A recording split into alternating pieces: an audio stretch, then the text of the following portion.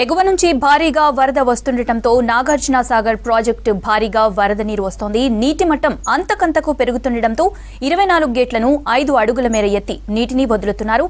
Sagar dam కు inflow 2,58,053 క్యూసెక్కులు కాగా outflow 2,58,805 క్యూసెక్కులుగా ఉంది.